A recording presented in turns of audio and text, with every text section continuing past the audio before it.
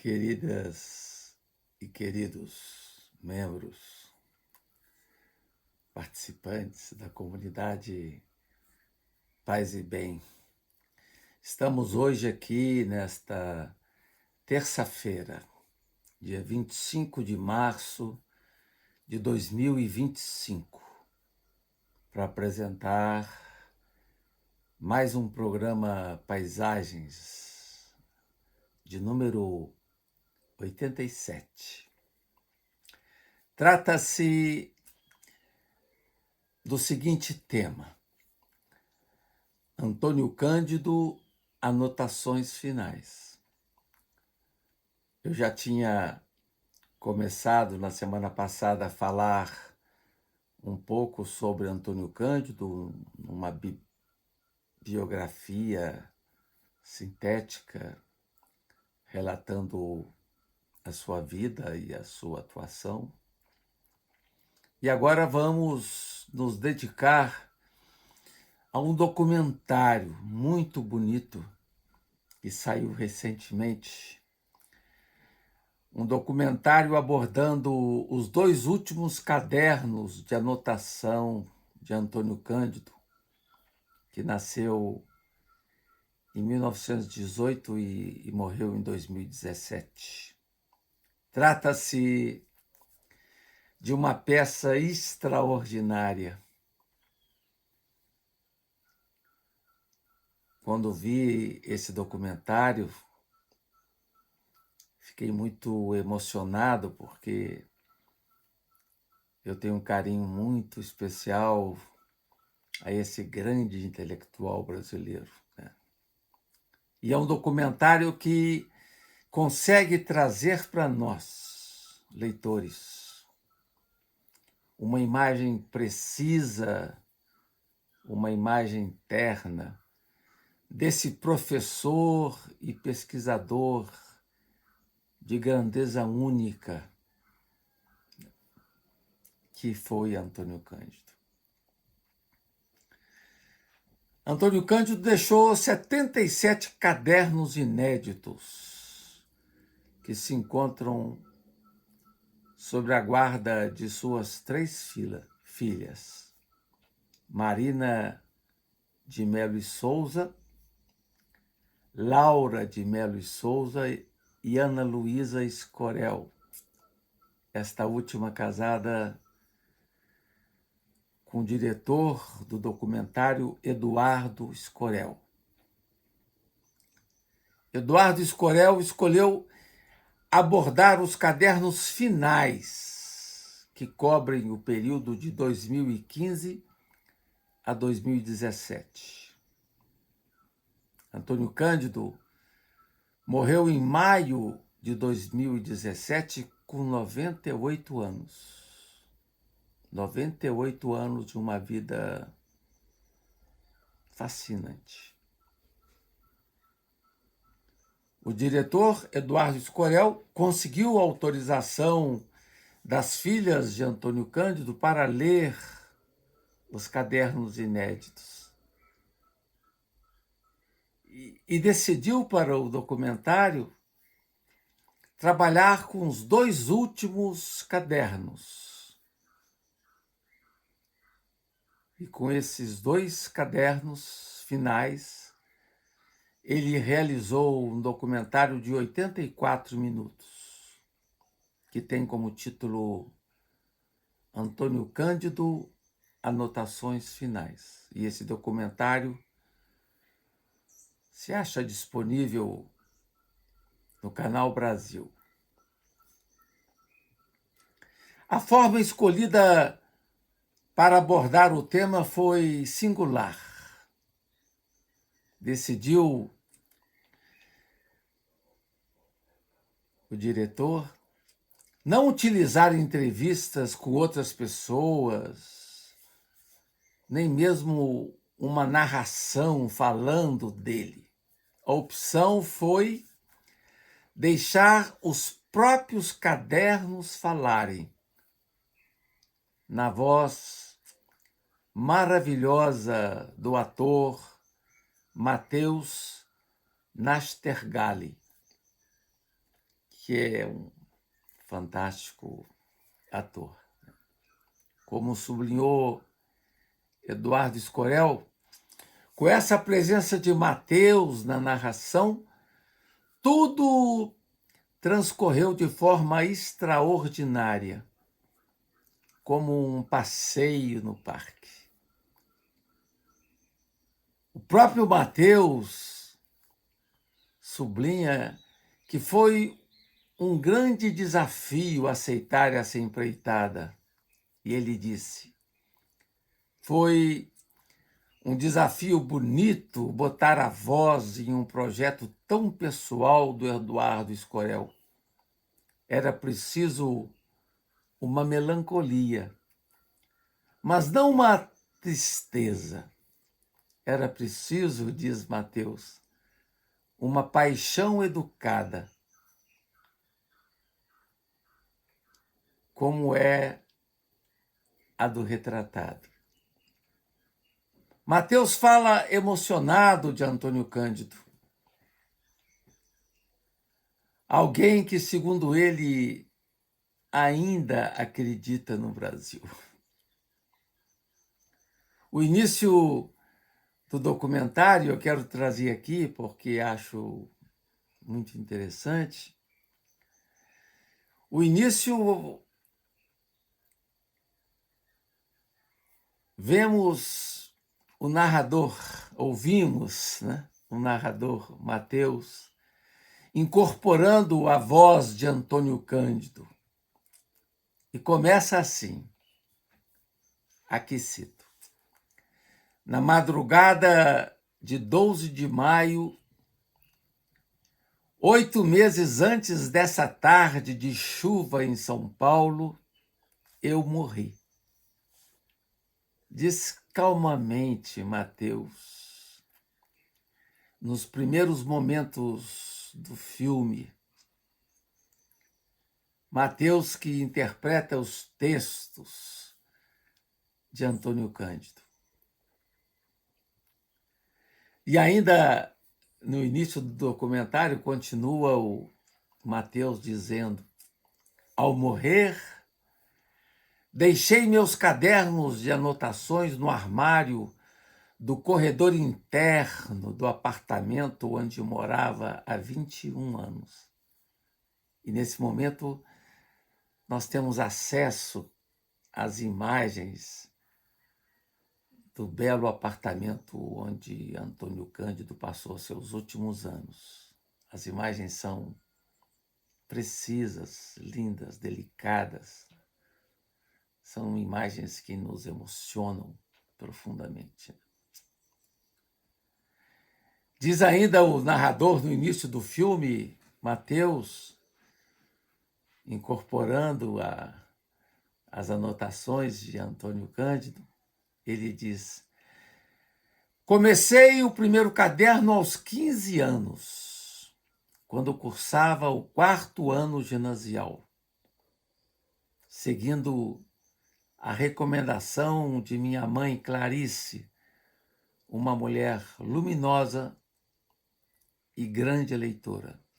Foi ela quem me aconselhou a registrar minhas impressões de leitura quando viu que eu estava resumindo por escrito um texto de divulgação sobre filósofos gregos. Nas décadas seguintes, destruí muito desses cadernos em rompantes negativistas.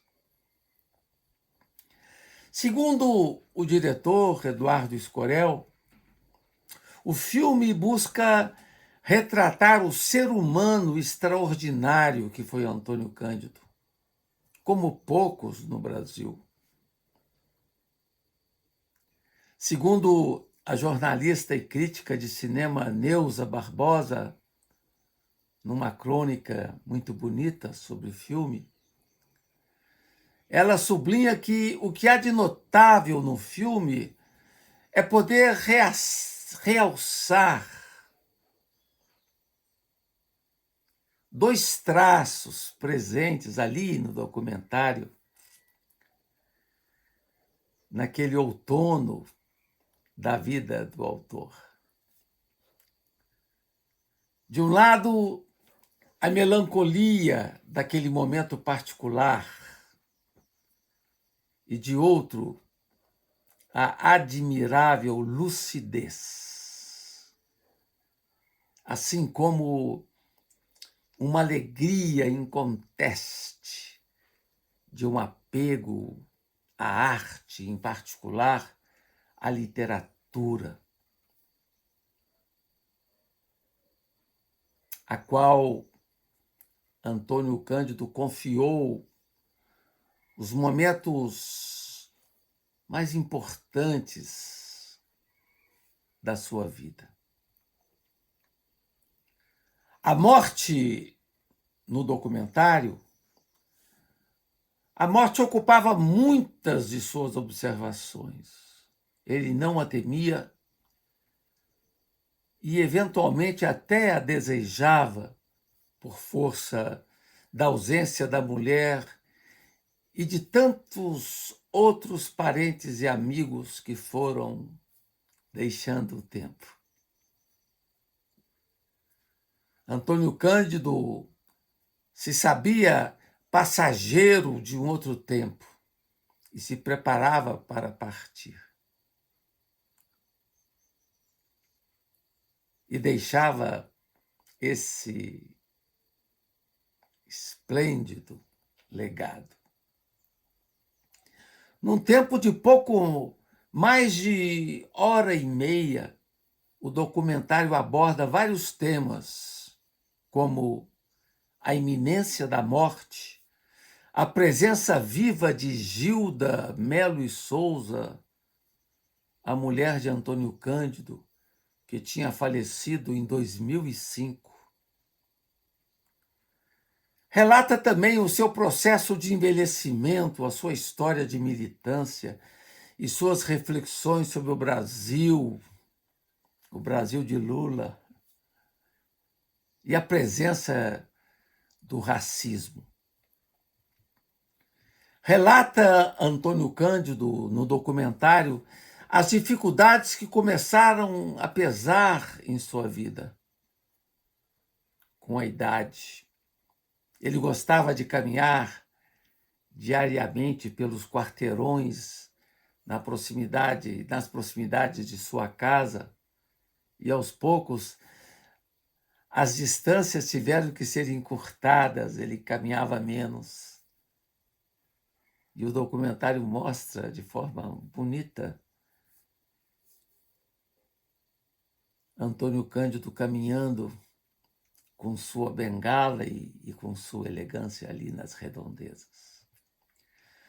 Podemos também, no documentário, apreciar o apartamento onde viveu seus últimos anos, sua organizada biblioteca. Impressionante o cuidado com os livros, né? O seu escritório. E duas poltronas, onde ele costumava sentar-se junto com sua esposa. A meu ver, um dos momentos mais emocionantes do documentário é quando ele fala com carinho de sua companheira de uma vida, Gilda de Melo e Souza, que foi também crítica literária, também trabalhou com Antônio Cândido na USP. Antônio Cândido ficou profundamente abalado com a morte da sua esposa e nunca pôde se refazer totalmente da sua perda. O que se destaca no documentário é a profunda lucidez de Antônio Cândido, que guardou serenidade e tenacidade até o final da sua vida. Em sua história, combina-se, como eu disse antes, melancolia e lucidez. Suas reflexões sobre a literatura são inspiradoras. Suas obras foram e continuam sendo de fundamental importância para o meu trabalho pessoal na abordagem da literatura, sobretudo Guimarães Rosa, Graciliano Ramos, Clarice Lispector, aos quais Antônio Cândido destinou textos maravilhosos. Num texto particular de Antônio Cândido, utilizado por Escorel na tessitura do documentário, esse texto chama-se Pranto dos Livros. E foi um texto que inspirou Eduardo na elaboração do filme. Nesse texto, o professor Antônio Cândido se imagina morto, fechado num caixão, sendo objeto de lamento dos seus livros. Ele sublinha que com sua morte o mundo não deixa de existir. O mundo continua seu movimento, diz ele. As pessoas continuam a trabalhar e a passear, os amigos misturam alguma tristeza com as preocupações da hora e lembram de mim, diz ele, apenas por intervalos. Falando sobre si mesmo, Antônio Cândido destaca certa amenidade de convívio, sendo capaz de acolher com carinho pobres e ricos. Isso está muito evidente nessa dedicação e carinho que Antônio Cândido tinha com as pessoas, com os outros. Mas o que ele gostava mesmo era de ficar só e fugir da publicidade. Merece destaque especial o seu empenho em favor da justiça social e da igualdade. Ao final do filme, ele revela que sua opção primeira é em favor da igualdade, que, a seu ver, merece um lugar privilegiado também com respeito à liberdade. Com verve crítica, denuncia a grave situação do racismo no Brasil, reconhecendo que o negro permanece sendo o grande excluído até hoje. Antônio Cândido esteve na origem tanto do Partido Socialista como também do Partido dos Trabalhadores. Reconhece no filme o grande valor de Lula, que, a seu ver, teve o grande mérito de atenuar a situação de iniquidade econômica e social do Brasil. Então, temos assim, nesse particular documentário de Eduardo Escorel, um retrato bonito dos últimos tempos de Antônio Cândido. Daí eu ter tido essa preocupação de trazer aqui para vocês, em 2 momentos do programa Paisagem, a vida, o exemplo e o testemunho dessa figura ímpar, exemplar, que continua nos inspirando a todos que trabalhamos e gostamos de literatura, nos inspirando com seus textos de uma originalidade única, seus textos instigantes, provocadores, e que nos ajudam a compreender esse campo tão fundamental da arte no Brasil. Com isso, queridos do Paz e Bem e queridas, encerro mais um programa e espero poder revê-los com alegria na próxima semana. Agradeço também aqui a presença bonita do Felipe Albani, que colabora na parte técnica desse nosso programa. Um grande abraço, uma linda semana, paz e bem.